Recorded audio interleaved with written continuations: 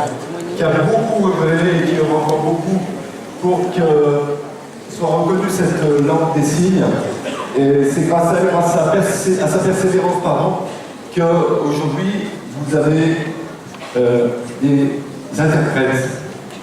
Et chez Forever, le monde est ouvert sur tous. Donc je laisse la parole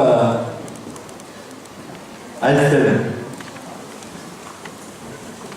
Et je vais demander à son interprète de bien vouloir.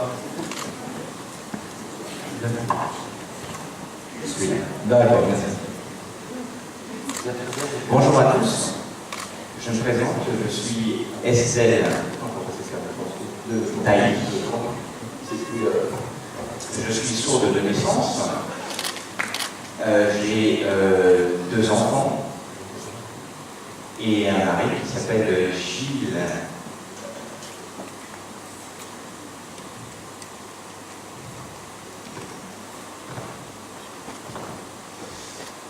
Alors je suis très intéressé par les activités proposées par Forever.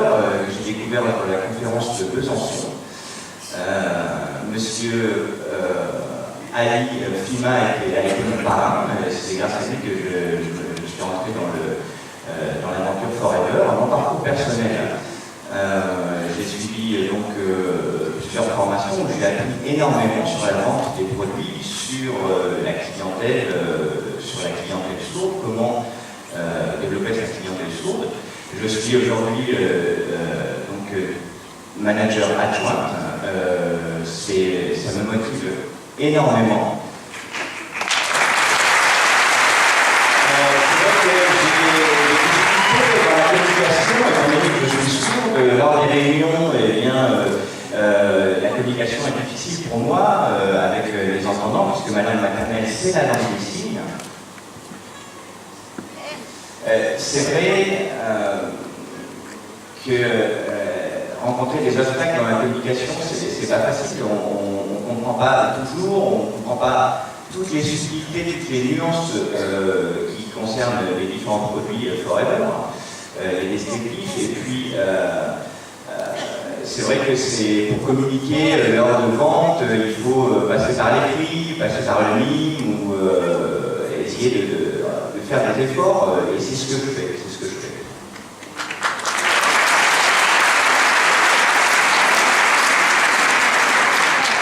Ce qui est très primordial pour moi et pour mes amis sourds, c'est qu'il y ait la présence d'interprètes. Et moi, je me bats pour ça.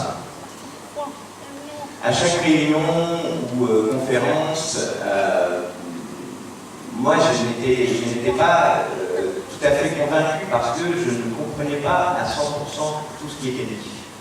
Et c'est dommage parce que c'est une perte de temps. C'est pour ça que je me suis battu pour que on puisse avoir accès à toutes les informations. Même si elles sont pareilles.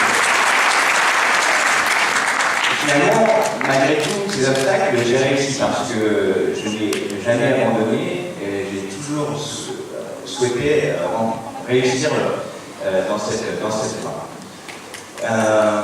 Depuis 2011, je participe j'ai participé au CCSD à Versailles depuis 2011. La première fois, j'étais vraiment totalement perdu parce qu'il n'y avait pas d'interprète lors de cet événement. C'est une amie malentendante qui, du coup, a fait son maximum pour me traduire, mais elle ne pouvait pas tout me traduire. Et moi, j'avais vraiment envie de découvrir tous ces témoignages. Également l'intervention du directeur Philippe de Bottigny.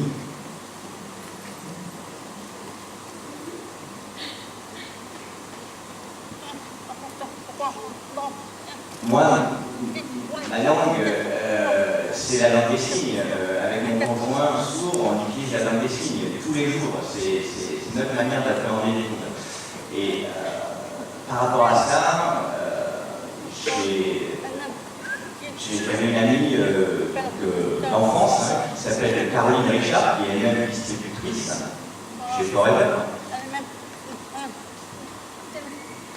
Elle a essayé de faire remonter ce besoin d'interprète et on a réussi à obtenir un rendez-vous. Alors au départ, j'étais un peu timide. J'ai rencontré donc Philippe, le directeur, et je lui ai fait remonter le fait qu'on avait vraiment besoin d'interprètes. Il a tout de suite compris l'intérêt de mettre à disposition des interprètes pour que l'activité de Forever puisse se développer avec le public sourd.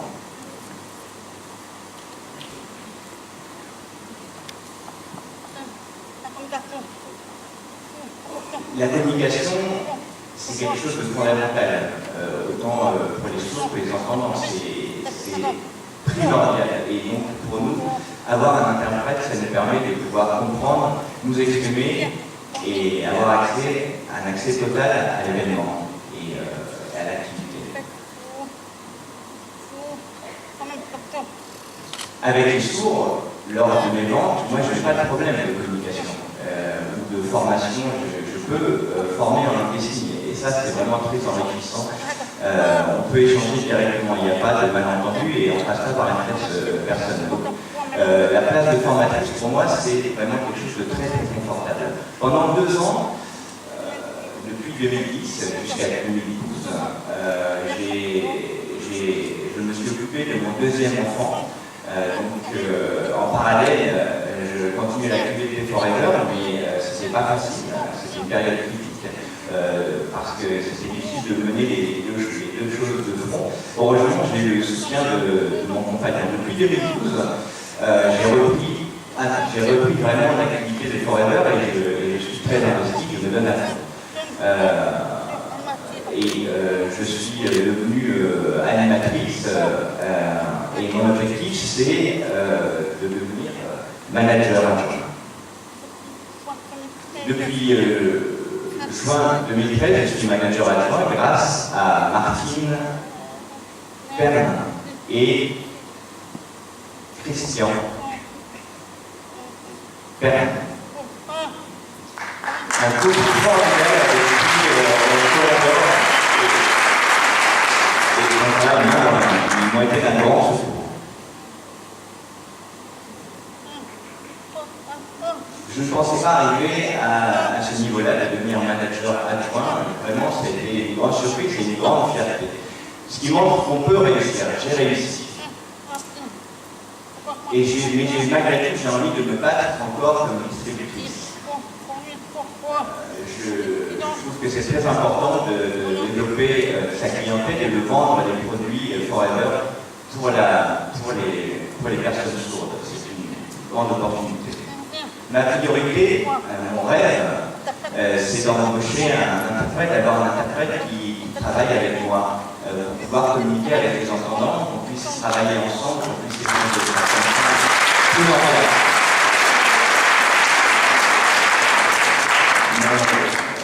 J'ai d'autres projets, bien sûr, notamment l'éducation des enfants.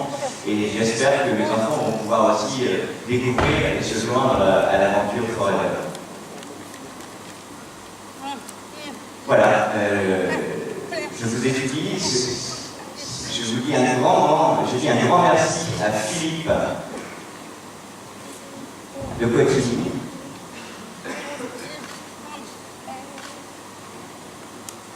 Et aussi à Élodie Sadi, car ils m'ont énormément soutenu.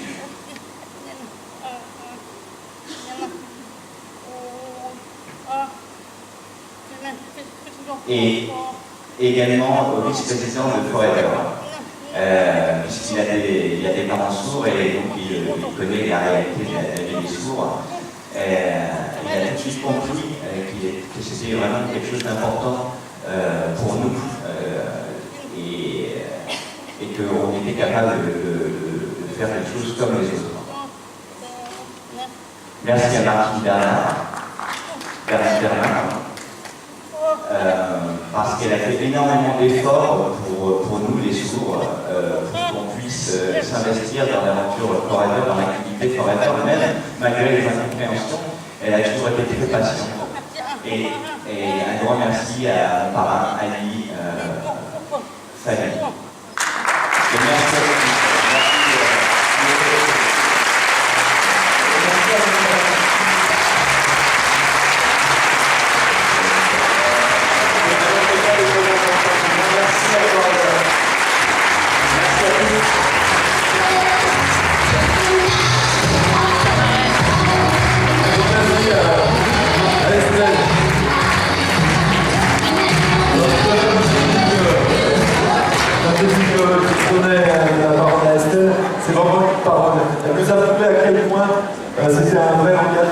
point son cœur pouvait parler.